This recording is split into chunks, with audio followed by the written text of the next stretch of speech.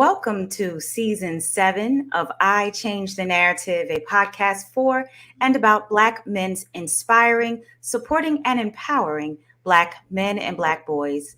Today, we're celebrating our friend, Oliver James. Before we start the conversation, I want to ask our guest to tell us about himself and the work that he's involved in that lends itself to the topic on today. My name is Oliver James from Southern California. And at the moment, I'm currently teaching myself how to read on TikTok is my main platform. I went viral for pretty much telling everybody that I struggle with it at 35 years old now. And pretty much it's been that journey ever since. Thank you so much, Oliver. So, according to a report by the National Assessment of Educational Progress, Black boys have the lowest reading scores of any racial or gender group. We believe at I Change the Narrative that African American boys should be given every opportunity possible to develop literacy-based skills and immerse themselves in the joys of reading. So it's important to close the Black boy literacy gap. And that's why we're having this conversation. And this is important to I Change the Narrative to highlight persons as yourself, Oliver. So again, welcome to I Change the Narrative. Thank you for having me. We're going to make some changes. Yes, we are. So my first question for you is, it took 34 years for you to learn how to read. As you said, you started out at 34.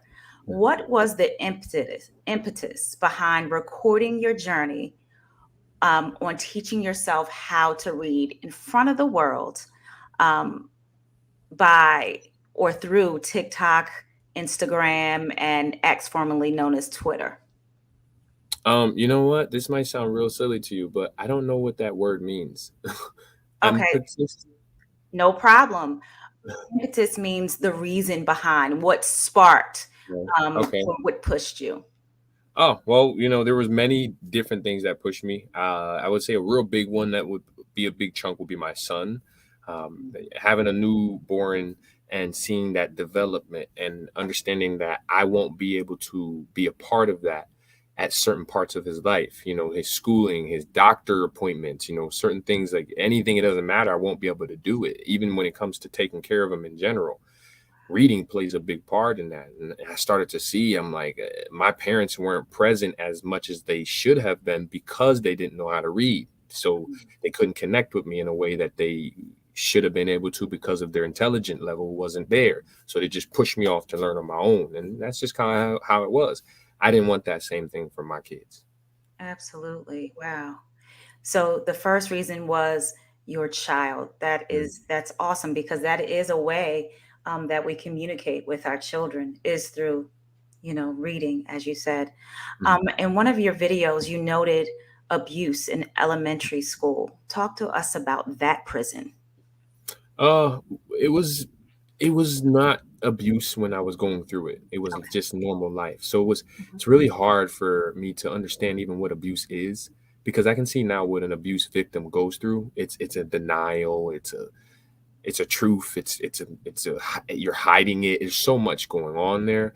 But technically, I was in elementary school and I was beaten by my elementary school teacher.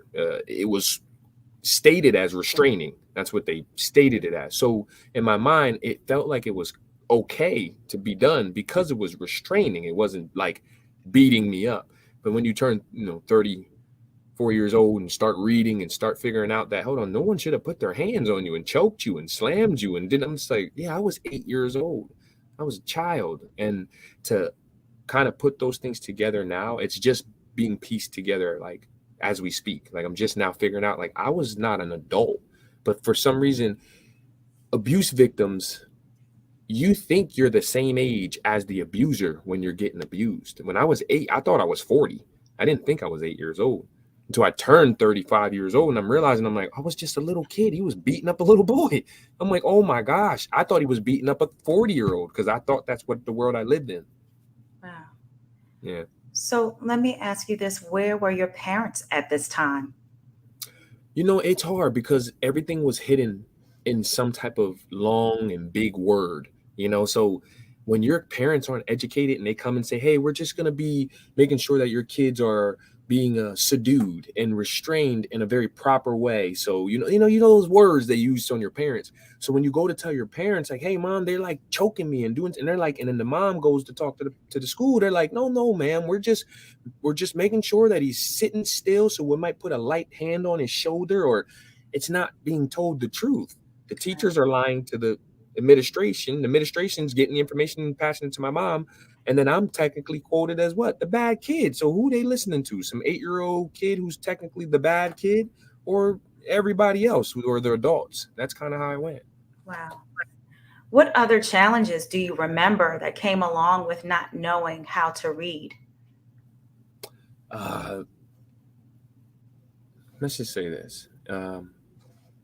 Identity crisis. So right now I'm going through an identity crisis now, but I can understand I was going through one then too, because I had to make up ways to survive in the world. One of the ways I can tell you is just think of like if I go to another country, right, and their stop sign's green, I would drive through it thinking it was go, because I know by the color, not by the words. You know what I Mm, mean? So like just think of how the world would have to have been for me, knowing that I make mistakes like that, and then I would have to just justify it with like, whatever. Like it's like that's not whatever, man. Like you might have just called it an accident or something. Like it's like, whatever, because I had to make myself kind of believe that this is how my world is, and it's okay. Like don't worry about it. But when you start reading, you can see that you live in a world that wasn't like a real world, like a functioning world. You kind of, it was made believe. It was invented by a young child who right. grew up in it. You know, it's like lying, cheating, Right. stealing, manipulating. It's like, why is all that there? It's like because the child taught himself. That's Right. why. Yeah. Wow. You said in one of your posts that a book was something that was not available to you before. Help us to understand that. Well, it's hard because books are like a society in like in some way, or think of like a social group. Right. So you know, does a technically does an ugly person have access to the beauty society, or do they call them the ugly person? Do they get to fit in? Does the they no, you don't really get in there unless you fit like the other people. So I wasn't a reader. I didn't fit with the readers in the image. So how was I going to get access to it? No one was really like, hey, you need to go read, you look like somebody who wants to read. They're like, no, they're judging me by how they look at me. Hmm. They don't know anything about what was going on. So if I don't know about books and everyone else doesn't know, how am I ever going to have access to it? I don't even know the magic behind it. I don't know nothing about it. And no, neither did anybody else I was around. So books would have never came to me. For some reason, I fell into it and got one book and decided to start reading, and then I understood the power behind it. Wow. Yeah, there is a lot of power behind that reading. Yes. Um, so I like how you said in another one of your posts, we're not dumb. We just fell behind a little bit.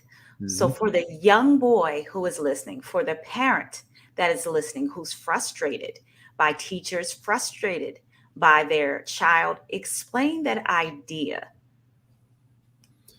Well, it's hard because people can't see their flaws when someone else is going through it.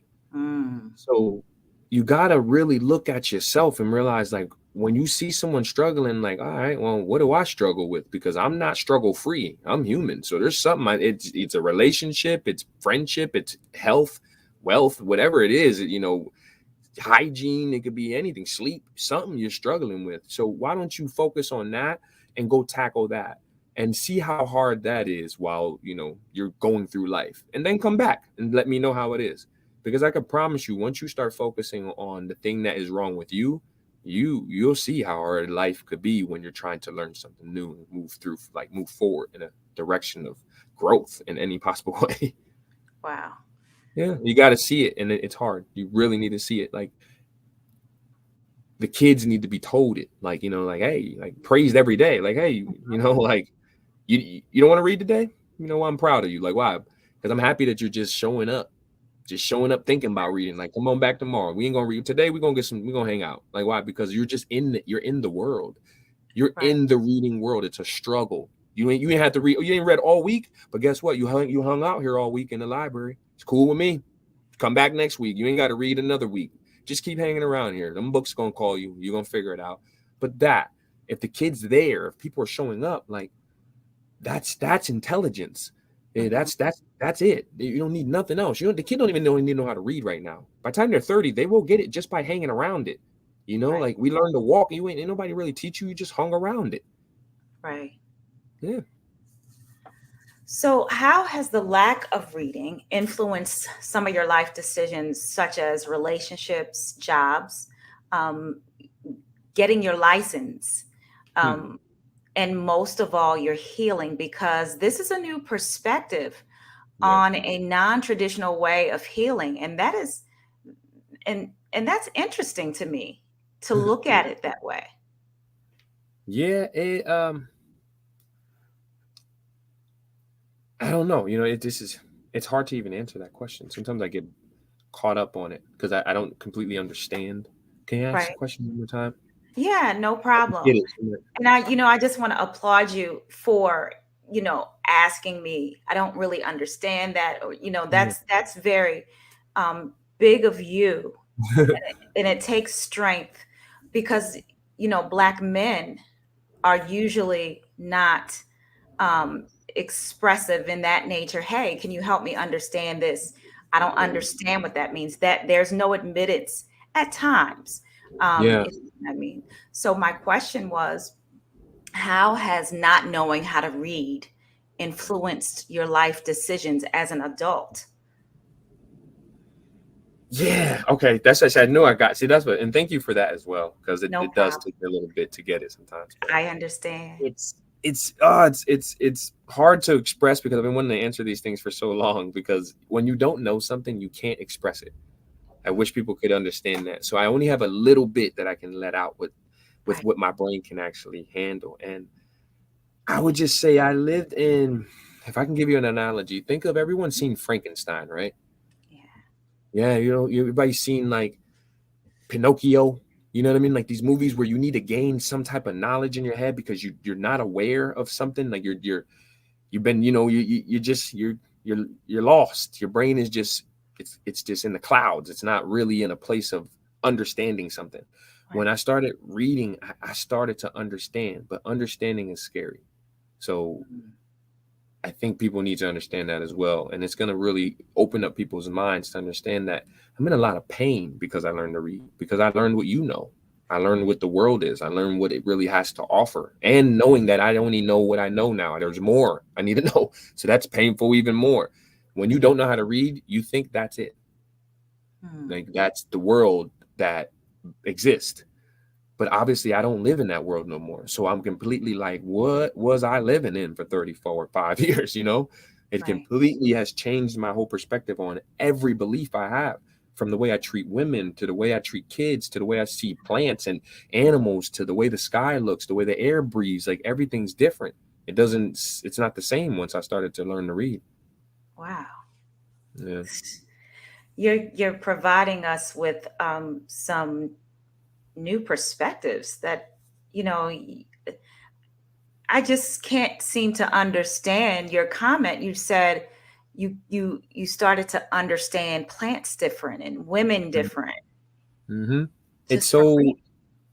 it's fascinating the things that I've realized even about like the Mhm. disconnection between women and men and just knowing now like a woman doesn't even exist. She's been a character made up in our minds.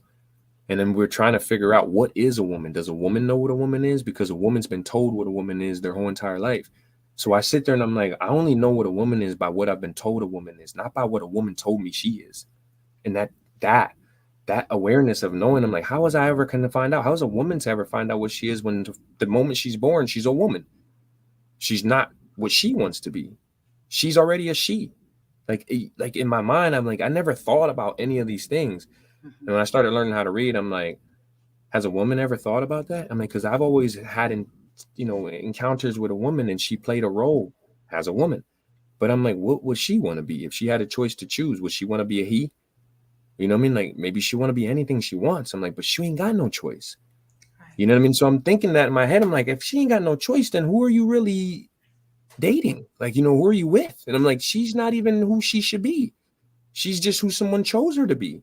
Like I don't know, it's really rough. So those things in my mind play deep with all these different things that never did before. And now that's why I tell a lot of people it's painful, because before, why think about her? I just want to think about her the way I think about her. And that pleased me. Right. But, like that was the ignorance of my mind when I didn't read. Now it's like I think about her to please her, you know? So it's Mm, totally different. wow. As you reflect on your life, what does breaking the trauma now mean to you? I tell you, it's chaotic. It Mm, means chaos. And I could give people, some type of clarity on where they are, but maybe being honest, it gives them clarity. Chaos. It means chaos. Like you have to find peace within it. Like it's some weird way to explain it, but I understand now that once I've opened the chambers within my brain, mhm. it's chaos. It's complete chaos. And it's the power of the human brain. Everyone has the gift or in some way to open it up, but it's chaos. It's complete chaos in my brain, and I understand that. Do you just imagine yourself sitting in the middle of a tornado, but being calm while everything is spinning around you and moving around the earth like that? Like, like that's exactly what it feels like once you learn something like this. Like your brain it's all new. It's all new information. So it's Right. chaos. It's like, what is this? What is all this information? I have no idea with 99% of the things that I have information about why I have it. Hmm. Yeah. Weird. So, as you're learning to read, what's next for you? Different languages. Different Different languages. languages. Yeah, I think that would really spark like a flame in me. Hmm. Because reading for some reason, the best way to explain it, you ever hear someone say like you wished for to be where you are now when you were wishing for it? Yes. Yes. Well, I can see now I'm wishing to know I can go to like 5 different countries and speak the languages fluently. But Hmm. all of that is a strong possibility. It's only like not going to happen if I don't do it. But if I do it, I will speak those languages and I will go to those countries and these things will happen. But when that comes, I'll be in more chaos because I'll know more about my brain. So I won't be able to live like this right now. Thinking about it, I'm like, yeah, let's go. When it comes, if you interview me in 20 years, I'll be speaking 5 different languages, and you'll be like, "Why? Where's your brain?" I'm like, I, "I'm sorry, I learned the language." Like, why? Because now you learn different information. There's information in those languages. There's pain in that language. There's happiness. There's sadness. Mm. When you look at African Americans speak, I can speak with another African American like we're doing now. And even though we're speaking professional, we know deep down inside our tone speaks with a different tone. They're gonna know it. You don't see us, they'll know there was 2 Black people speaking here. That's Because no right. matter what, it rings. You can't, no matter how professional you are, I can hear the Black in you. I know it's in there. So it's like that's that's that's music. It's Music. addictive somewhere. So like people need to understand if I learned another language, when I learned how to speak proper, I started to speak a language that wasn't part of the language I was in, and I learned the information in that language. And I learned the pain in it. I learned the Mm. lying in it. So think of like I didn't have to lie when I spoke in my own language, my own person.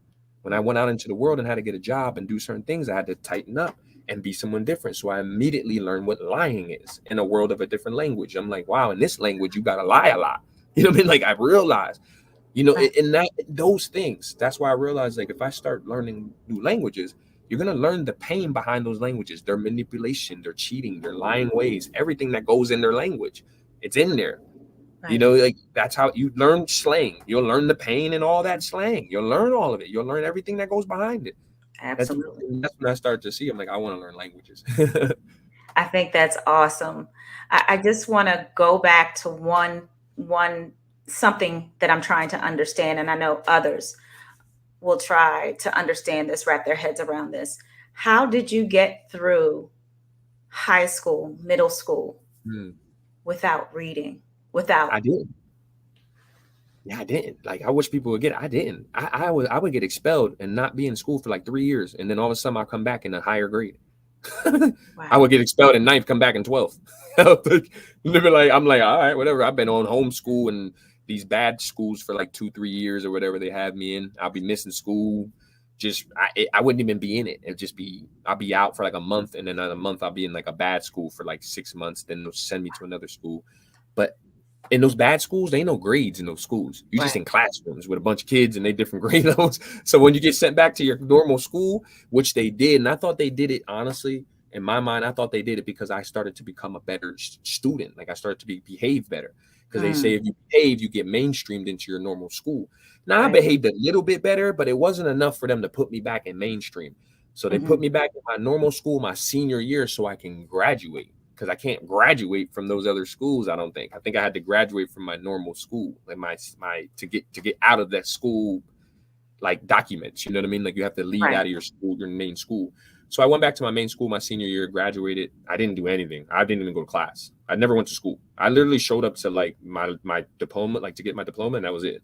I skipped the whole year, never been to school, the whole senior year, and then just showed up one on time to get graduated, and they handed me my diploma. They never questioned it at all. So I'm taking it they never even questioned your parents as well, right? Yeah, they not me and probably many other people, or maybe they did, but maybe my mom was like, I don't care. Like maybe she was. I have no idea.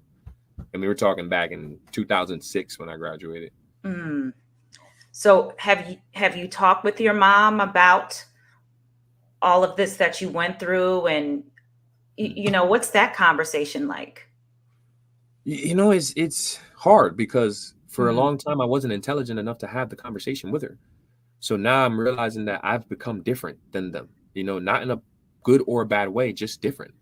And I realized I've always been different. So what I speak is still foreign to my family. It could be they're still might be stuck in like minds of a slave. I think because it's just like don't speak like this or don't do this. And I'm like I'm not your kid. Like I'm not. I know you think you're my mom, but you're not my mom. I know you think you're my dad, but you're not my dad. You're just some person acting as that. I'm a full father. I know I'm not a dad. I'm just acting like it right now, trying to figure out how to make this thing happen. Like, Hmm. so in my mind, I'm like, you can't make me believe that I'm stuck in something that I'm not. And I think that's the place that I'm at right now. My mom is very open and she's gotten out of herself and she has opened up into new ways, like looking at it from a different angle. Like Right. my mom and family and don't kind of see trauma. They don't Mm, see what the things that they did as a problem. They don't know it completely yet. So it's hard to get it into their head, and to do that, that means they have to accept it. And accepting that can be hard. It's everything I started to do started to make them look bad in their mind, and they don't. It's beyond them. And I just think I'm like, no, that's you inside being you're in pain because of the things that you couldn't control. You know right. what I mean? Like, and let it go. We got to move forward. Stop holding on to the little person. So my mom has accepted it. My father, I can't even tell you where that's even at. I don't even know what that is. Sisters starting to get it. My brother definitely has had it from the beginning. My brother has understood me from the beginning. He didn't have no issues with it. Right. But I started learning how to read, I started to challenge my life. Mm, There's no reading in my life. There's no there, you know what I mean? Like I started to become the weirdo, start to become the crazy person, start to become the oddball. That's what I started to become to the people in my family in some way. Like he's not doing right. You're looking sick. Like that person, I'm like, no, I'm doing amazing. I'm eating healthy. I'm right. changing my life. I'm seeing things for what it really is and not for what not for what you see it. Like it's for what it is. Like I want to be healthy. I want to be alive. I want to live.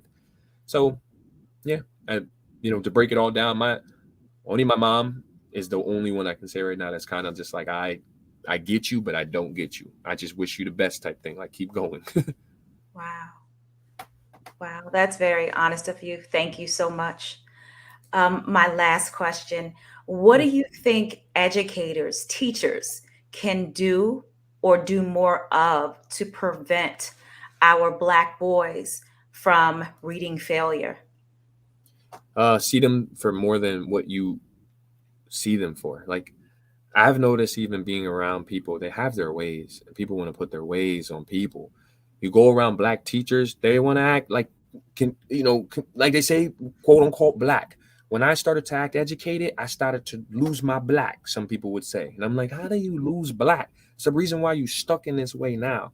And it's really important that we start to shape what black really is. Like, Yeah. like stop trying to take on what people done told you. We brown, we're not even black for one. So if you want to start changing, change our color. You could do it. Say, hey, every single black person say you brown now. So we can at least start with a fact. I'm like, hey, I'm brown. Okay, every person's brown. And we can start there. And then you can at least see facts, see them for what they really are. So I would like teachers to see kids for what they are. They're human beings. Their minds are your old mind. Remember your old mind? Your old mind was in development. It wasn't what people thought it was. So everything, the following, the girls you dated, the car you liked, you remember everything was not what it was. When you hit the age you are now, you're like, all right, that was a little person's mind. I'm like, so now you need to remember that little person's in that mind.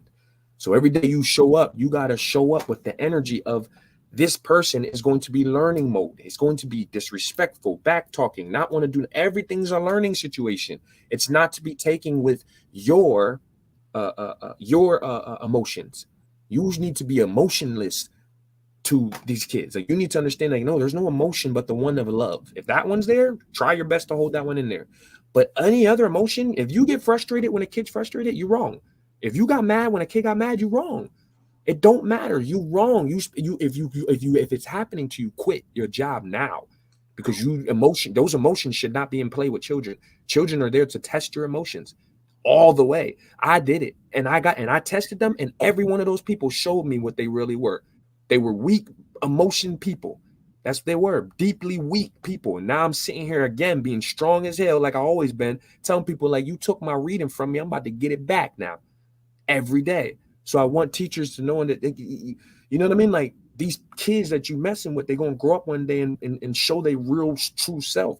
So watch how you treating them. Watch how you hurting them. Watch how you talking to them like they not human. Hold your emotions back and allow them kids to express. You know what I mean? Like, don't get in it. They cuss, you don't be like, you don't yell, you exercise. Hey, how you learn that curse word? Like, what? How many more you know? Yeah. Like, I'm like, all right, well, tell me a couple. Like, why are you doing that, sir? I'm like, because you gonna curse. You gonna do these things. I need to know that you at least you have a place to do it at. Let's curse the right way. Let's exercise how these curses need to come out. Who they for? Don't get mad at them. Don't break them down. And that's the thing. Like, the teachers and the adults forget when they were kids, they were just exercising. Now you a full adult and you're like, all right, I'm good. I know how to make this work. I'm like, yes, Yeah. especially if you had good guiders. But our black kids don't get that guided. They get you back talking me, or you know how to, don't be doing that. Don't, no, they just growing, showing and growing. Let them do that. And then the best way to show them, not even for teachers and for mothers, is for you to become exactly what you want them to be. You want to see them reading, then you need to read every day. So they need to see you read for a whole year. And then they go, oh, mom, why you do that? Like, what do you mean? Do what? That. Read that. And I'm like, oh, no, come sit here. I'll show you why I do it.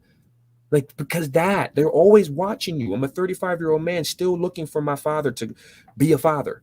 We're all of us are. Us black men are all looking for the same damn thing. So I'm like, I'm out here being a father. Like, man, I need a dang father. Get me one. I'm like, it's hard for me to be one because I'm still looking for one. So that's why I'm trying to tell people, like, man, we got to really double down and understand, like, you may not get the thing that you need to give to your kid. Same thing with teachers. You may not get, you won't, yeah, you was bad in school and they treated you like crap and they might have did, you can't do that. You see what it did to your mind. Your mind needs therapy now because of it. No matter if you're a teacher or not. Let's not give therapy to these kids. Let's give them therapy in the school. Teach them the right way. Talk to them the right way.